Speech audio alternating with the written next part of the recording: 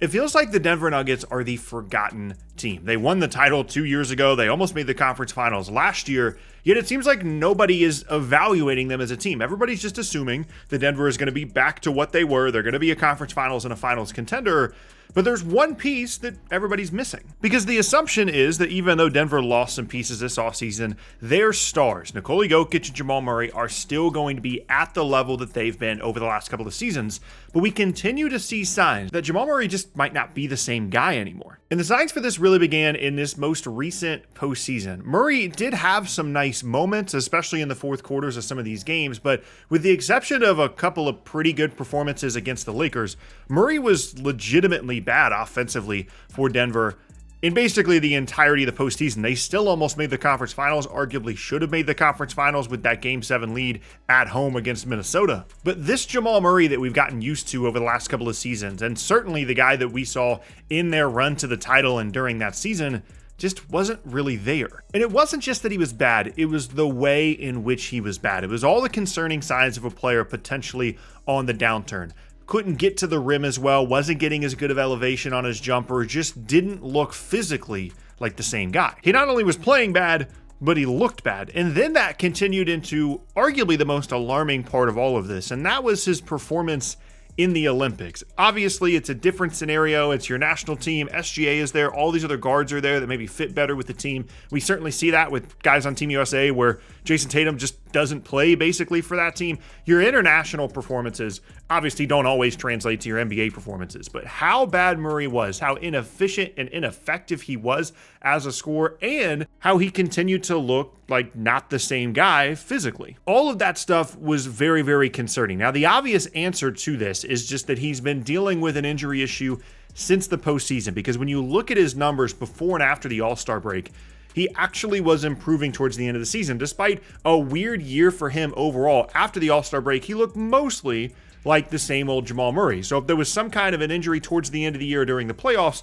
then you can kind of explain away all of this stuff. But the Olympic stuff is even harder to argue away with the injury excuse, because he did have some time to recover and not that much more time that he's going to have to recover before the start of this next season. And the concept of Jamal Murray being on this downturn, not being the same kind of guy, raises the question of what exactly does this Denver team look like if Jamal Murray isn't that guy anymore, if he's not the all-star caliber guard, if he's not this perfect pick and roll combination guy alongside Nikola Jokic, if he's just a good guard that is inefficient but needs to have the ball a ton because they just need somewhere else to go offensively that isn't Jokic, and they don't have internal improvement from Michael Porter Jr. or some of these younger guys, what does that team look like? It's clear that they're not a top tier contender. They're arguably not a contender at all, even with the greatness of Jokic, and not having that piece would be an absolute disaster for Denver, not to mention the fact that they don't have a way to remedy that. Everybody's under a long-term contract. They're fully committed to all these guys. And if Murray takes a huge step back or a significant step back,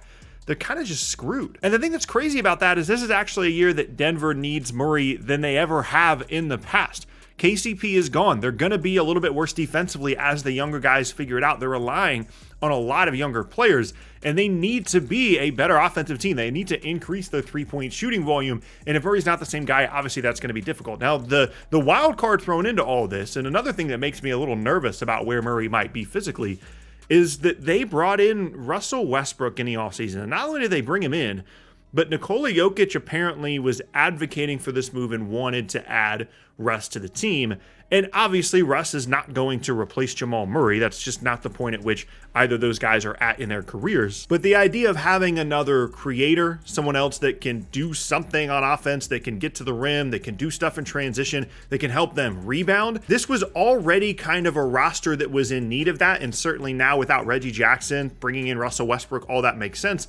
But it just makes me a little bit extra nervous about their confidence level in Jamal Murray as still their second best offensive player when you're taking chances on bringing in someone like Russell Westbrook. Obviously, I trust Nikola Jokic's basketball IQ and his understanding of what the team needs in bringing in Russ, but I think it's okay if it still makes me nervous about Murray. Now, having said all those negative things, this is still a team that almost made the conference finals last year, even with Murray not playing all that well. And Jokic is still going to make them a very, very good team. There's almost no scenario in which you put some decent NBA players around Nikola Jokic where you are just bad. You might not be a full-scale contender, but you're going to at least be kind of close. And even if Murray takes a step back this year and the rust fit isn't fantastic, that's still going to be the case because Jokic is just that good.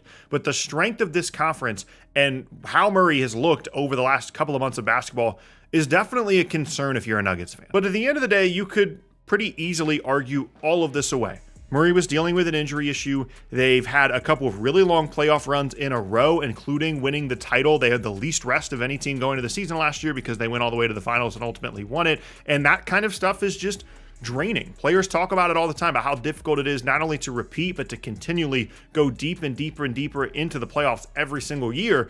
That stuff is very difficult to recover from. And especially if Murray was dealing with some kind of relatively significant injury issue. And it's not like he's 30, 31 years old. He's like 28. Like he's just now 28 years old. It's definitely not a massive concern in terms of he's on the other side of his career. But this does happen sometimes. There are guys that have an injury that hobbles them more than they expected. They're not able to recover from it as well. And they're just never quite the same. And I think that's the point that Denver is at right now, is even if Murray doesn't take a massive step back, even if he takes a small step back, they are vulnerable enough as a team, even with the greatness of Jokic, that they need peak Jamal Murray. They need the Jamal Murray that they had when they went and won the title. And the version they got from him last year is just not going to be good enough, certainly not to win the title, but maybe not even to make significant noise in an absolutely loaded Western Conference, going up against teams that are younger, teams that are arguably more talented. And unless there is some kind of significant development and improvement from Michael Porter Jr. or Christian Brown or any of these other guys on the roster, they still need Jamal Murray to be the guy that he was.